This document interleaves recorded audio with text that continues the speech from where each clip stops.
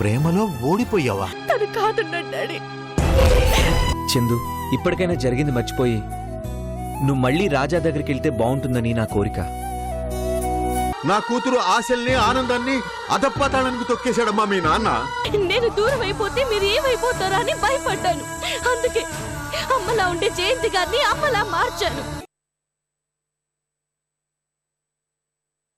Chandu, please అమ్మా, నువ్వు ఏడవకు. నా చావు గురించి ఎవరికి చెప్పుకోలేను. నేను పోయేలోగా నా కోరికలు తీర్చండి అని అడగలేను. కన్న తండ్రి కాబట్టి మిమ్మల్ని అడిగాను. ఎలాగో పోయేదాని కోసం నేనెందుకు తీర్చాలి అనుకున్నారు కదూ. అంతే డాడీ, మీరెందుకు నా మాట వింటారు? ఎందుకు నన్ను అర్థం చేసుకుంటారు? తప్పంతా నాదే డాడీ, నాదే. తెలియక జయంతి గారిలో ఆశలు రేపాను. తెలియక ఆవిడ్లా ఉంచకుండా అమ్మలా మార్చాను. అదే నేను చేసిన తప్పు డాడీ, అదే నేను చేసిన తప్పు.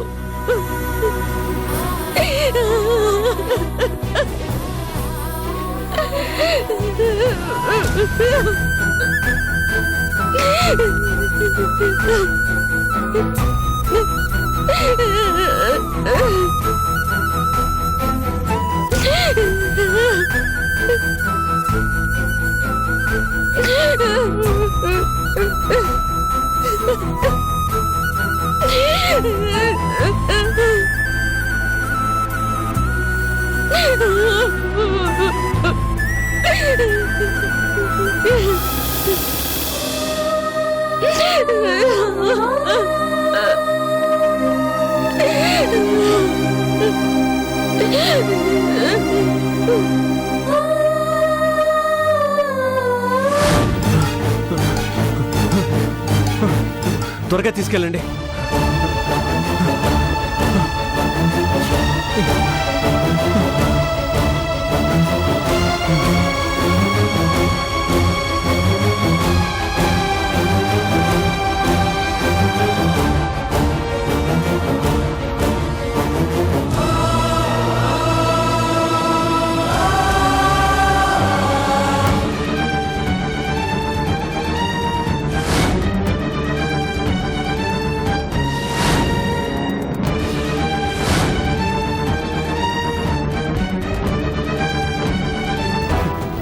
కృష్ణ గారు, ఏమైంది?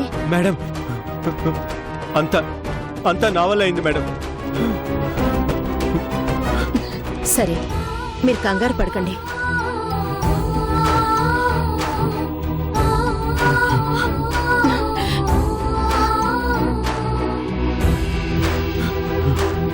భగవంతుడా, నా కూతుర్ని నాకు ఇచ్చే స్వామి, లేదంటే తనకన్నా ముందు నన్ను తీసుకువెళ్ళిపో.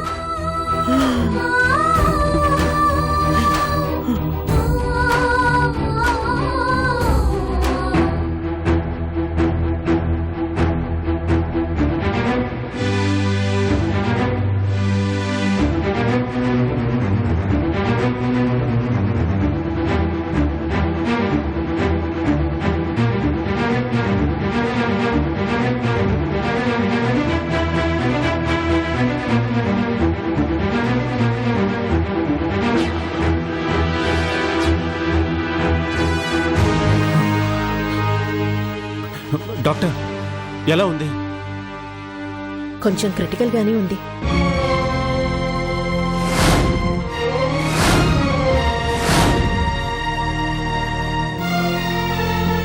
అంటే ఇక తను బతకదా? అవును అని చెప్పలేను, కాదు అని కొట్టేయలేను. మెదడులోని నర్వ్స్ లో చాలా స్వెల్లింగ్ ఉంది.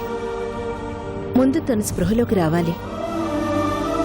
వస్తే గాని ఏదీ చెప్పలేం. కృష్ణ గారు, ఓ 2 రోజులు చందుని అబ్జర్వేషన్లో ఉంచాలి. లేదంటే తను పూర్తి కోమాలోకి వెళ్ళిపోయే ప్రమాదం ఉందండి. మీకు దండం పెడతాను డాక్టర్, నాకు ఏం చేయాలో పాలుపోవడం లేదు. కనీసం మీరు చెప్పినన్ని రోజులైనా తను బ్రతికేలా చూడండి. మీరు భయపడి చేయగలిగింది ఏం లేదండి.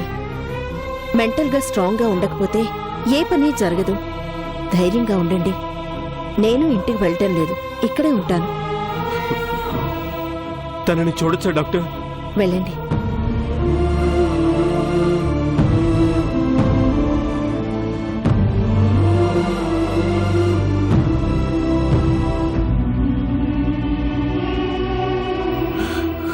అమ్మ చందు,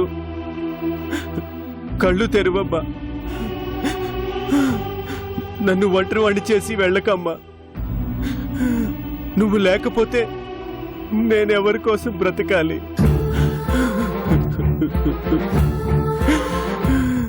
జీవితంలో అన్ని పోగొట్టుకున్న నాకు ఎందుకమ్మా ఇంత ఆయుష్? నా ఆయుష్ కూడా తీసుకొని బ్రతుకమ్మా, బ్రతుకు చందు.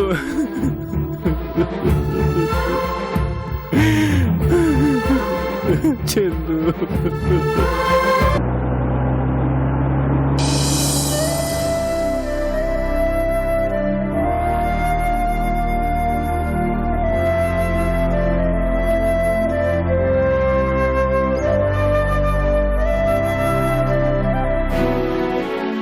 రాజా, రాజా,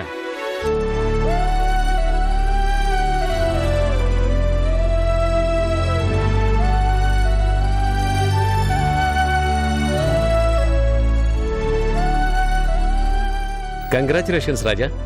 ఇప్పుడు ఈ ఫార్మాలిటీస్ అన్ని ఎందుకు సార్? దేనికంటావేంటి రాజా? ఇంత పెద్ద సమస్య నుంచి నువ్వు బయటపడ్డావు. రాజా అంటే ఎలాంటి మనిషో ఇప్పుడు లోకానికి ప్రూవ్ అయింది. నేనెవరికి ప్రూవ్ చేసుకోవాలి సార్? నా మనసుకు తెలుసు నేనేంటో. అలా కాదు రాజా, నీ మీద పడి ఏడ్చే వాళ్ళకి ఇప్పుడు నీ గొప్పతనం గురించి తెలుస్తుంది. క్లీన్ చెక్తో బయటపడ్డావంటే నువ్వేంటో ప్రపంచానికి చెప్పినట్లే. నిప్పుల్లో కాలితే గాని బంగారానికి వన్నెరాదు అంటారు. ఇలాంటి కష్టాల నుంచి బయటపడితే గాని నీలాంటి వాళ్ళ నిజాయితీ రాంప్రసాద్ లాంటి వ్యక్తులకు తెలిసిరాదు. మధ్యలో ఆయనేం చేశాడు సార్? చేసింది మొత్తం తనే.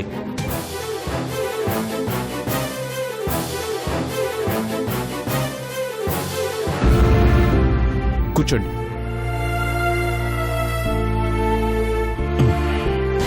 నిన్ను అణగదొక్కాలనే ఆలోచనతో ఆ రషీద్ని రెచ్చగొట్టింది తనే.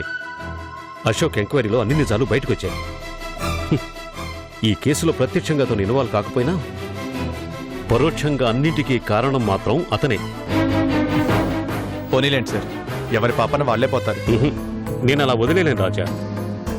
తప్పు చేసిన వాడిని క్షమించవచ్చు గాని నమ్మక ద్రోహం చేసిన వాడిని మాత్రం క్షమించకూడదు.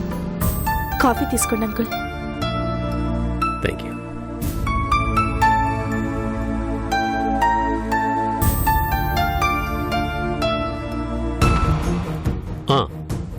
ఇంకో ముఖ్యమైన విషయం, రాంప్రసాద్ని నా బిజినెస్ నుంచి తప్పించాను. ఎందుకు సార్? చెప్పాను కదా, నేను దేన్నైనా సహిస్తాను గాని అలాంటి వెన్నుపోటుదారుల్ని అస్సలు క్షమించను.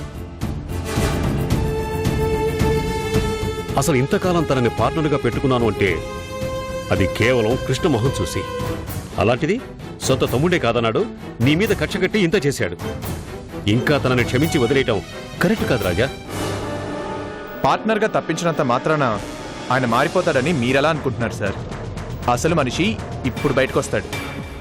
మీకు నిజమైన వెన్నుపోటు ఇప్పుడు పొడుస్తాడు. ఎందుకంటే మీ బిజినెస్ రహస్యాలన్నీ తనకి బాగా తెలుసు కాబట్టి. తెలిస్తే ఏం చేస్తాడు? నన్ను నేలమట్టం చేస్తాడా? ఏం చేసినా నన్ను కాపాడటానికి, ఆదుకోవటానికి ఇటు నువ్వు అటు కృష్ణ ఉన్నారు. నాకేటి భయం? ఏం రాజా, నువ్వు నా మనిషివి కాదా?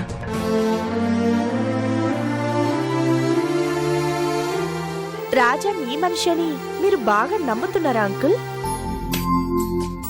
నమ్ముతున్నానమ్మా. నాకు సంతోషంతో రాజా కూడా అంతే. నా పెద్ద కొడుకుతో సమానం. అయితే మీ పెద్ద కొడుకు జీవితం గురించి మీరేం పట్టించుకోరా?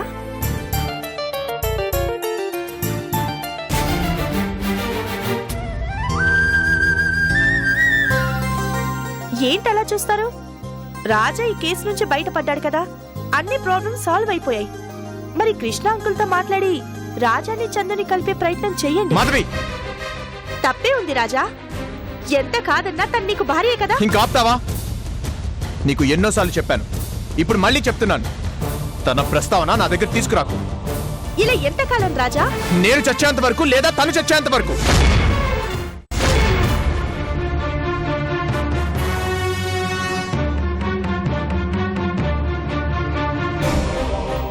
సారీ సార్, మీ ముందు ఇలా మాట్లాడటం తప్ప ఒప్పో నాకు తెలీదు, కానీ నాకు మాత్రం చందు గురించి ఎత్తితేనే కంపరంగా ఉంది. తను బతుకుండి నా దృష్టిలో చచ్చినట్టే.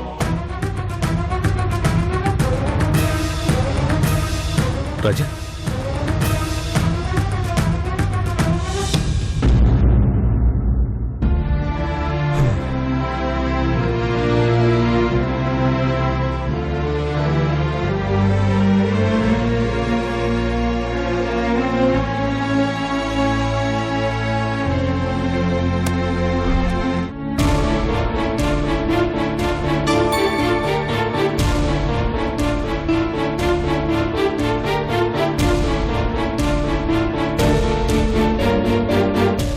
డాక్టర్ గారు ఇంకా స్పృహలోకి రాలేదేంటండి? నేను ట్రై చేస్తున్నాను కృష్ణ గారు, మీరు కంగారు పడకండి. సిస్టర్, వెళ్ళి కీమోథెరపీకి అరేంజ్ చేయి. అలాగే డాక్టర్.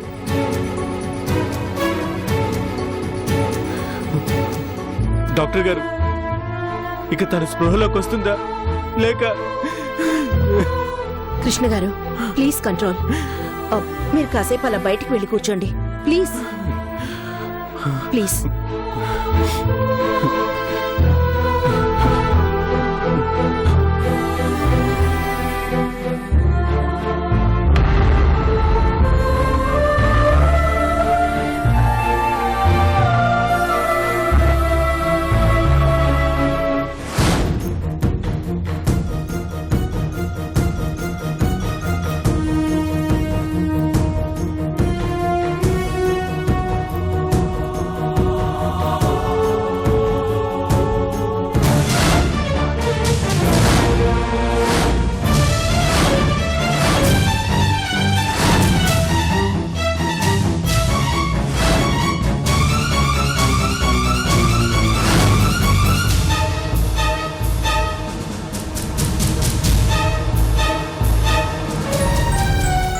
సార్, మిమ్మల్ని డాక్టర్ గారు పిలుస్తున్నారు.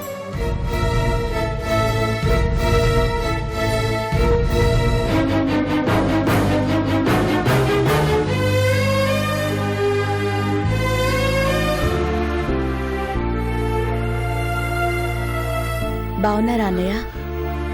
బాగున్నానమ్మా. డాక్టర్ గారు వచ్చి చూసారా? ఇప్పుడే చూసి వెళ్ళారమ్మా. ఏం ప్రమాదం లేదన్నారు.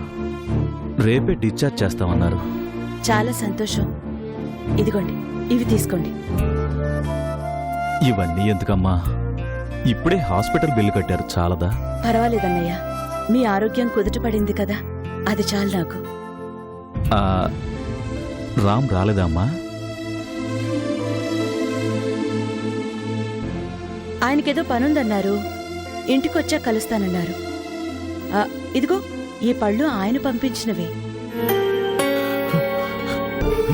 కృష్ణ గారు, మేము అనుకున్న టైంకి తను ఇంకా స్పృహలోకి రాలేదు.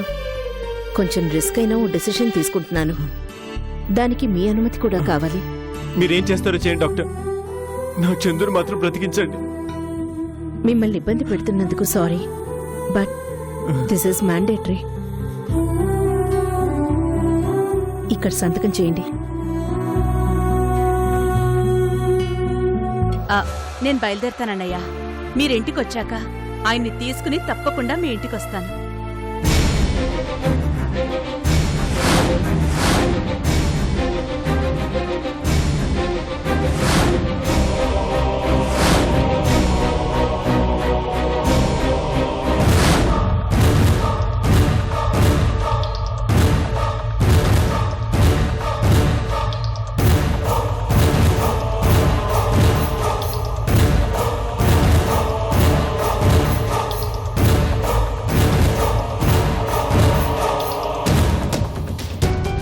ఇంజెక్షన్ తీసుకుని రండి.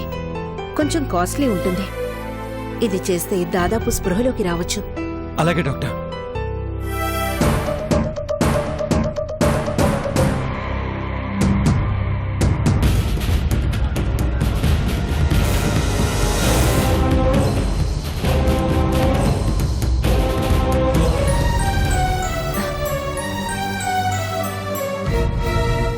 పర్స్ మర్చిపోయినట్టున్నానే.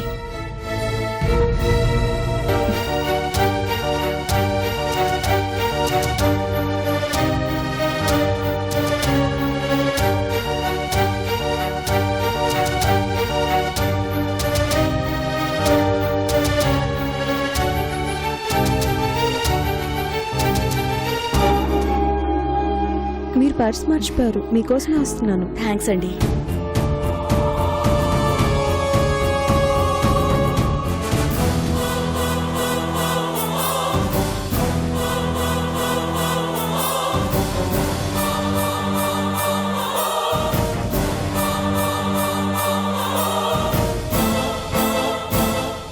డాక్టర్, ఇదిగోండి డాక్టర్. ఇది చేస్తే స్పృహలోకి వస్తుంది కదా? రావాలి. లేదంటే లేదనే మాట అనకండి డాక్టర్. వినటానికి నాకు చాలా భయంగా ఉంది. ఎలాగో చనిపోతుందని తెలుసు, బ్రతికించుకోలేనని తెలుసు. కానీ నా కళ్ళ ముందే నా కూతురు చనిపోతుంటే నేను తట్టుకోలేకపోతున్నాను డాక్టర్. ఎలాగైనా చందుని కాపాడండి డాక్టర్. బ్రతికించండి doctor, please. నా చందుని బ్రతికించండి, బ్రతికించండి. నా చందుని బ్రతికించండి డాక్టర్.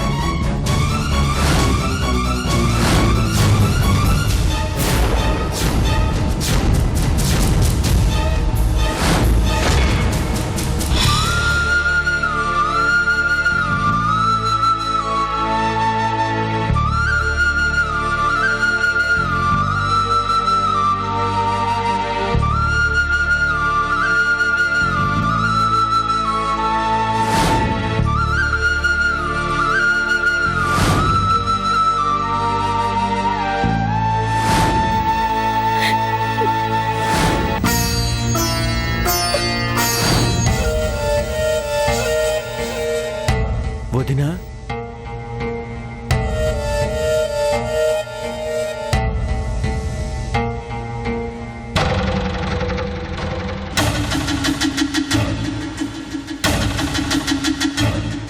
కృష్ణ,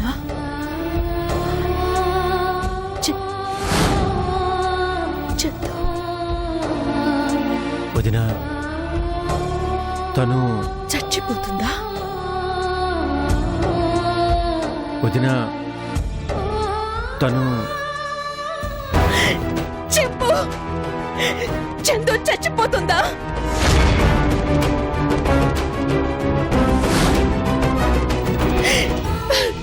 చెప్పు కృష్ణ.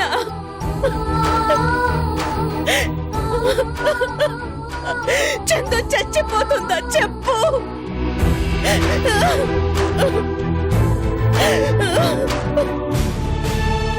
అవునండి, తనకి బ్రెయిన్ ట్యూమర్. ఆల్మోస్ట్ లాస్ట్ స్టేజ్లో ఉంది.